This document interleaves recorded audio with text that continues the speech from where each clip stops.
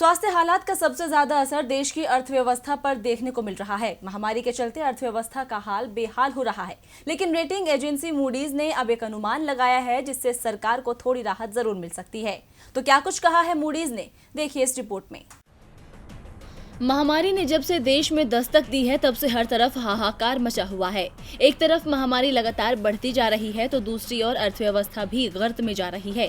सरकार ने मार्च में जो पूर्णबंदी लगाई, इसके बाद अर्थव्यवस्था को लेकर जो भी रिपोर्ट सामने आई वो निराश ही करती रही। लेकिन अब रेटिंग एजेंसी मूडीज की ओर से एक राहत भरी खबर सामने आई है।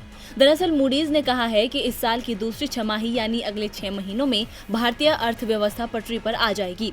मूडीज ने कहा कि उभरती अर्थव्यवस्थाओं में भारत की इकोनॉमी 2020 की दूसरी छमाही में जोरदार वापसी कर सकती है। हालांकि एजेंसी का ये भी कहना है कि 2020 और 21 में इकोनॉमी में 30.1% की गिरावट आ सकती है।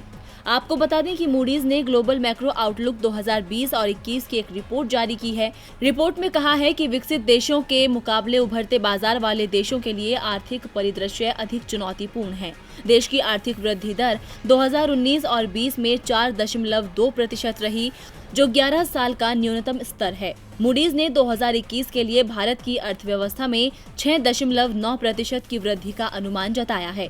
भारत में इंफ्रास्ट्रक्चर में खर्च बढ़ाकर ग्रोथ हासिल की जा सकती है।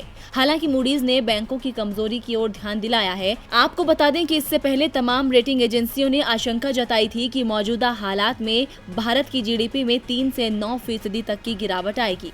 फिच रेटिंग्स ने कहा है कि महामारी की वजह से वित्त वर्ष में भारतीय अर्थव्यवस्था में 5% की गिरावट आएगी। तो दूसरी तरफ रेटिंग एजेंसी क्रिसिल का कहना था कि भारत में आजादी के बाद चौथी मंदी आने वाली है और ये अब तक की सबसे भयानक मंदी होगी। लेकिन मूडीज के इस अनुमान के बाद थोड़ी राहत जरूर है। डीबी लाइव की रिपोर्ट।